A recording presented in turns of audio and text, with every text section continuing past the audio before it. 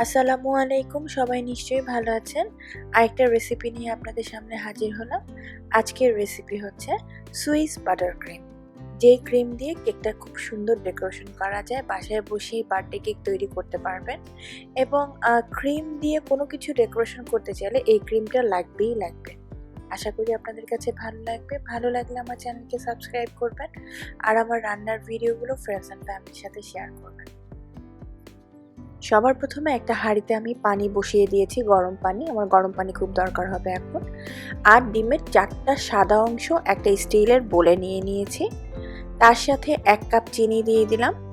দিয়ে এখন আমি একটা ইলেকট্রিক বিটারের সাহায্যে গরম পানির উপরে এটাকে বসিয়ে রেখে বিট করতে থাকবো। কোনোভাবেই যেন স্ক্রাম্বল হয়ে যেন না যায়, সেই দিকটা খেয়াল রাখতে হবে। বিট করতে করতে একটা সময় এরকম সাদা হয়ে যাবে এবং চিনিটা গরমের তাপে আস্তে আস্তে গলে যাবে। ইলেকট্রিক বিটার আপনাদের কাছে না থাকলে আপনারা হ্যান্ড হুইস্কের সাহায্যে করতে পারবেন ঠিকই, কিন্তু অনেকটা সময় লেগে যাবে, যেটা ইলেকট্রিক বিটারে খুব তাড়াতাড়ি কাজ করবে। এখনও কিন্তু একটু দানা দানা রয়ে গেছে, কিন্তু ডিমের সাদা অংশটা এখনও বেশ গরম আছে, তাই আমি আমার মিক্সচার মেশিনের মধ্যে দিয়ে দিলাম। আপনারা আপনাদের ইলেকট্রিক বিটার দিয়ে বিট করতে থাকবেন। ওই পর্যন্ত বিট করতে হবে যতক্ষণ না পর্যন্ত ঠিক এরকম একটা শক্ত ফোমি ভাব হয়ে আসবে এবং এরকম চোখা হয়ে থাকবে, কিন্তু এই যে দেখলেন ঠিক এরকম হয়ে যাবে এবং চিনিটাও তখন গলে যাবে। সেই সময় আমি ভ্যানিলা এসেন্স দিয়ে দিলাম 2 চা চামচ। দিয়ে আমি আবার একটু বিট করে নিচ্ছি। জাস্ট ভ্যানিলা এসেন্সটা এখন ডিমের সাদা অংশের সাথে খুব ভালোভাবে মিশে যাবে। মিশে যাওয়ার পরে আমি এখন 400 গ্রাম পরিমাণ আনসল্টেড বাটার নিয়ে নিয়েছি। সেটাকে আমি এখন মিশিয়ে নিচ্ছি ডিমের এই চিনি এবং ডিমের সাদা অংশ যে ফোমটা করে রেখেছি এটার সাথে। একবারে সবগুলি বাটার দিবেন না, একটা একটা করে দেওয়ার চেষ্টা করবেন। যখন একটা অংশ গলে যাবে, মানে একদম মিশে যাবে, তারপরে গিয়ে আবার আরেকটু বাটার দিয়ে নেবেন।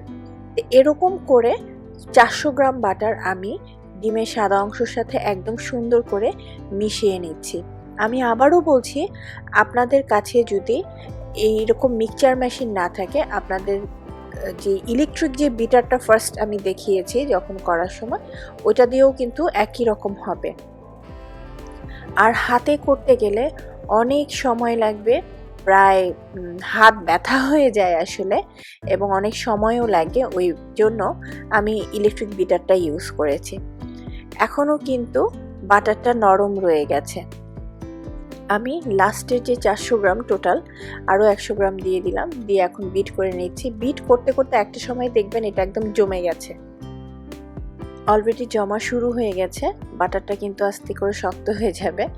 সো এরকম করেই আসলে সুইস বাটার ক্রিমটা করে নেওয়া যায়। মাত্র 15 মিনিট সময় লেগেছে আমার এই ইলেকট্রিক বিটার বা মিক্সচার মেশিনে। হাতে করতে গেলে অনেক বেশি সময় লাগবে।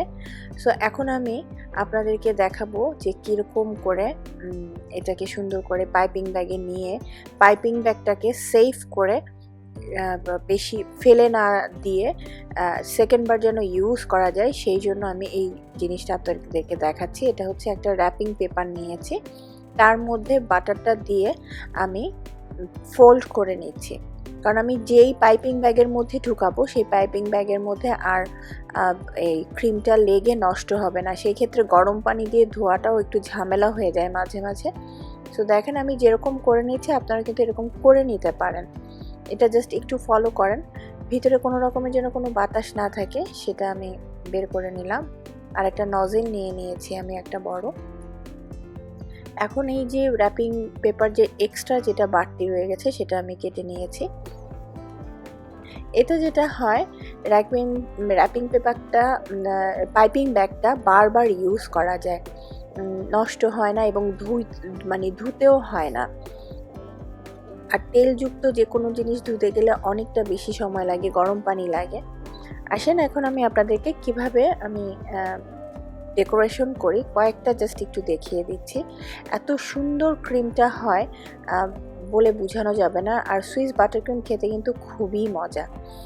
খুব সহজভাবে এটা আপনারা বাসায় করতে পারেন। আর বাচ্চাদের জন্মদিনে বাচ্চাদের সামনে যদি একটু কেক সামনে হাজির করা যায় তাহলে তো অনেক অনেক ভালো লাগে।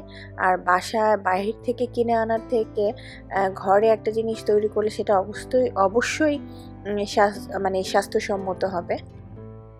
আশা করি আপনাদের কাছে ভালো লেগেছে। আরেকটা কথা বলে দিচ্ছি, সেটা হচ্ছে এই বাটার ক্রিম আপনারা 6 মাস ফ্রিজে, আমি ঠিক যেরকম র্যাপিং পেপার দিয়ে করে রেখেছি আপনারা এরকমও রাখতে পারেন, অথবা একটা প্লাস্টিক বক্সের মধ্যে নিয়েও কিন্তু 6 মাস আপনারা এটাকে সংরক্ষণ করে রাখতে পারবেন। আশা করি আপনাদের কাছে ভালো লেগেছে। ভালো লাগলে অবশ্যই কমেন্ট সেকশনে জানাবেন। আর রান্না বিষয়ে কোনো কিছু জানার থাকলে সেটাও জানাবেন, আমি চেষ্টা করব উত্তর দেওয়ার জন্য। আজকের বাটার ক্রিমের রেসিপির আয়োজন এখানেই শেষ করছি। সবাই ভালো থাকবেন। আল্লাহ হাফেজ।